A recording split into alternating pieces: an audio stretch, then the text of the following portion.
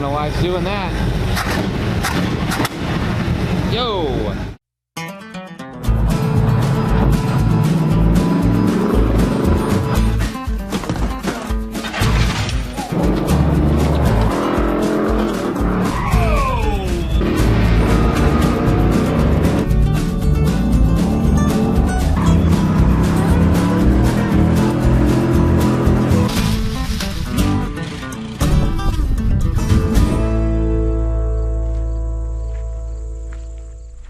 What's up everyone, welcome back to the Right Turn Randy channel.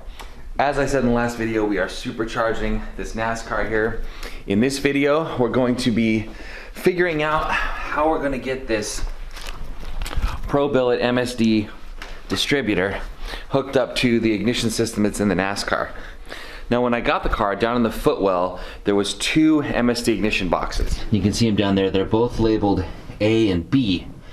And if you can see the connectors down there, there's two different connectors there, and then there's another bigger connection up on the side right there.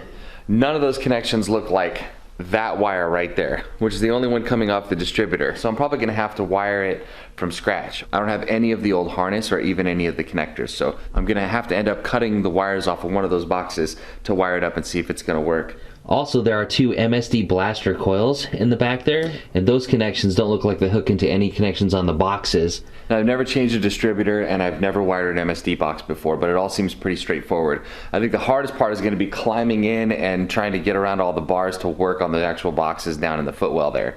There's not a whole lot of room to work. But the plan is to get the MSD distributor into the engine and to wire up the MSD box and see if I can start it on that new ignition system, because that will cut down on one thing that I have to worry about once I finally put the blower on.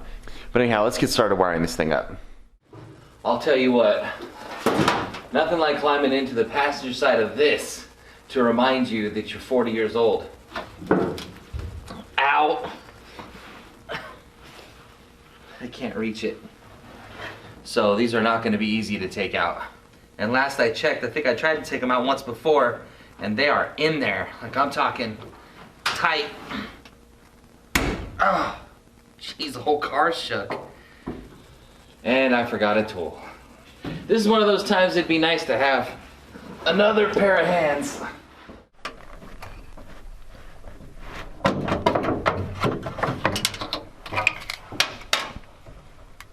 Welcome to Right Turn Randy's Jungle Gym Reviews. Today's Jungle Gym, 0 stars.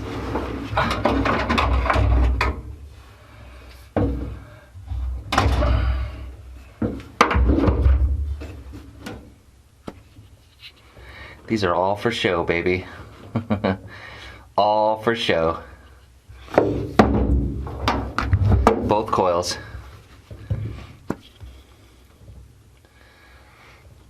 But that whole thing was put together, obviously when this was a show car. We'll check them out and see if they work. This being a MSD 6T, it is a circle track box. And you can see it's all gooped up pretty good in there. Looks like it's in good shape. I mean, it doesn't look like it's been thrown around too much. I've got all the wiring figured out. I think the tach signal is this wire right here, which is, I mean, it looks brown to me, but I mean, I guess that's the gray wire coming out into here. And so I'll have to tap off of this for the tach signal. I think it's the wire in this corner right here, but I could be wrong. I'll just have to hook it up and see. And here are the coils. This one marked B, coil A. This one marked A, coil B. But am I surprised? No.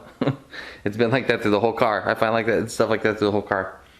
These look a little beat up, but okay. I mean, you can't really tell if a coil's good or not by looking at the outside, but they're not corroded down in the terminals or anything. This one's had a pretty rough life. Taking a pretty good shot on that side. We'll probably use the AB coil instead of the BA coil. But hopefully, you know, whichever one works is the one I'm gonna use. Hopefully one of them does. I'm going to take the coil and the box and wire it up on this little rig here to a jump box and see if I can't test it to make sure it's working before I go through all the trouble of wiring it into the car. Okay, I think I got all this right. All right, so if I turn on the jump box, it should be power to the whole system. and then put a fuse in the switched power, which would be the accessory key. And the whole system should be energized. Now, if I jump these two right here, I should get a spark out of that. Oh, yeah. Dang. It's a pretty crazy spark too. So that's working. Alright, so it's time to take the hood off. I need to install the box back there in the corner, so this cowling's gonna have to come off, and let's face it, I'm not gonna need that after I put that on. So I'm just gonna go disconnect the hood at these bottom hinges right here, and then take the hood off and set it aside.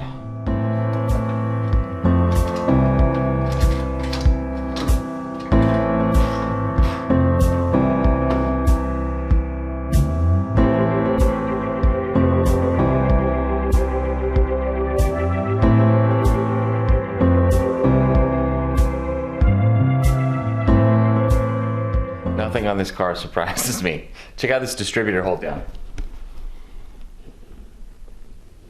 Just a giant washer right on. Alright, so I got the distributor loose, and this wire I noticed is sitting right on top of this, the lift bracket for the engine right here, and you can feel underneath it's getting cut right there, and this has no fuse on it, so I'm gonna have to do something about that.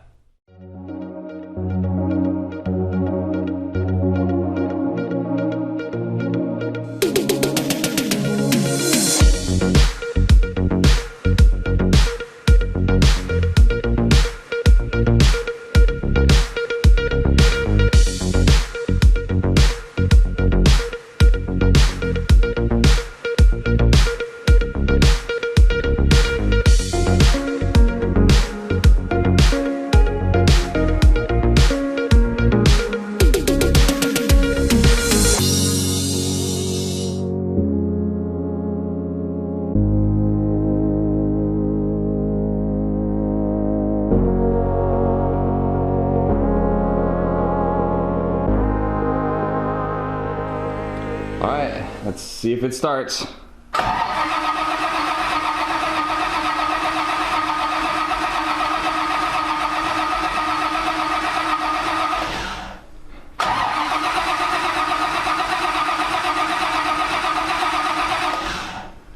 Okay, so it's not even trying. We gotta do some troubleshooting. Let me turn the tack on and see if I'm getting a tack signal actually. It does. Okay. Okay, that's a good sign. Alright, so I didn't notice, but when I had this all the way screwed on, there was a little bit of a gap there, and I was like, what's going on there? So I took the cap off, and it turns out that there are these two locating pins right here, and they actually fit up into this cap, and I didn't even notice them before, but they go on the other side. You see the space right there. So I'm going to have to get that cap turned around and the wires all migrated, and then we'll try it again. Let's see if that did it.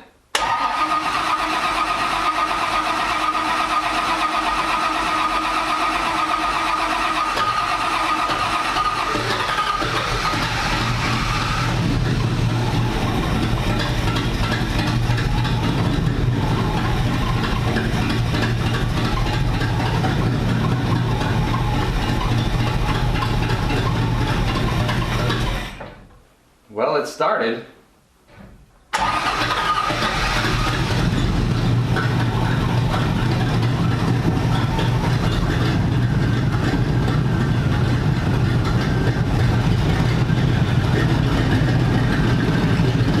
So it wasn't just because the car wasn't warmed up. Those are low voltage signal wires going right between two high voltage leads, and I didn't even think about that. So I'm going to twist that pair, get it out from in between those wires and off to the side, and try to run it again. All right, so much better. I've got those twisted up, and they're running pretty much away from the high voltage wires now. Let's start up and see what happens.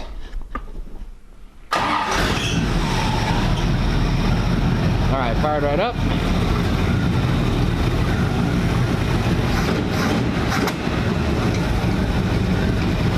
I don't know why it's doing that. Yo! I don't know what's going on. I gotta try and figure this out. That was backfiring now. Yeah, I screwed something up. You can hear it backfiring. You can hear it backfiring like that. And look, it is running stupid lean. So I don't know what in the hell is going on with that. I don't know why it's showing that lean. That's crazy. But it seems like it's running fine. It's just like crazy lean. But I didn't change anything with the fuel system. I didn't change anything with the fuel system at all. I didn't even touch it. So I don't know why the mixture would be different. All I did was take off the air cleaner, but that wouldn't make that big a difference. It was running like 13, 14 before. So the ignition should not be the problem. It starts up fine right now, as far as I know. It fires right up. Then it goes stupid lean. So I'm gonna have to, so the timing's good, the ignition's good, it's gotta be. I've gotta figure out what the problem is with the car going lean, because it's going so lean. All right, I didn't change anything else. I just took that other coil out and put a new coil in. Not a new coil, but the other coil that I had from in the passenger footwell. And fires right up. Not only that, the throttle response is much better, and I think that sorted it out. All right, so we got it running much better. I have no idea what the deal was with it going lean like that. It's doing fine as far as fuel now. The air-fuel ratios are completely stabilized and are doing just fine. So let's hop in this thing. We'll take it for a quick test drive with no hood, and that'll wrap it up.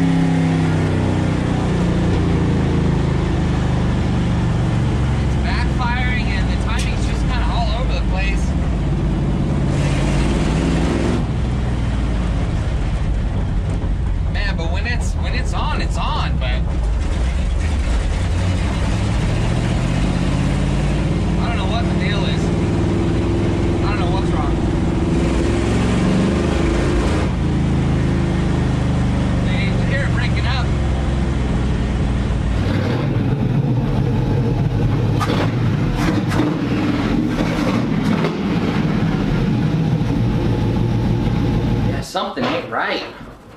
So took it out for that test drive. It was misfiring, breaking up, backfiring. But when it wanted to go, like it really wanted to go. It felt really healthy when it was on. But for some reason, it's just misfiring, and man, I gotta figure out what that is.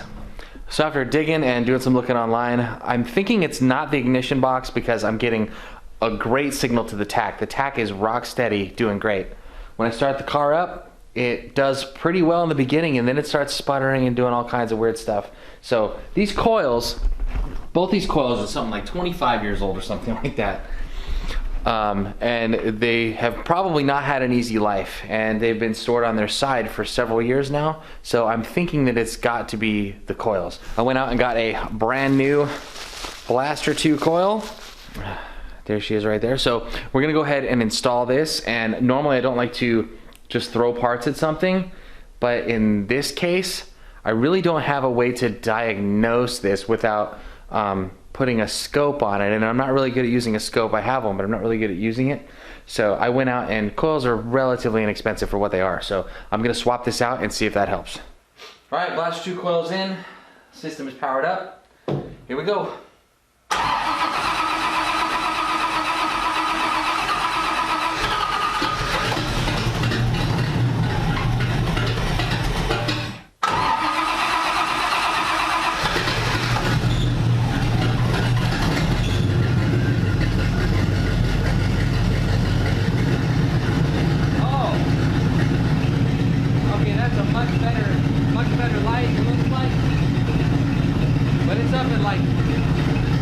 16 degrees initial timing, which is too much.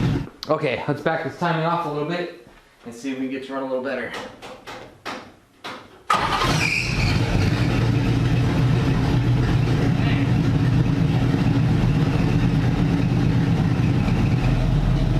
Now it's rock steady now. 14 degrees initial. Oh wow, just a little touch of the throttle. Breathe on it and it's revving up. Oh, that's snappy! Ah! It was that coil. It was that coil.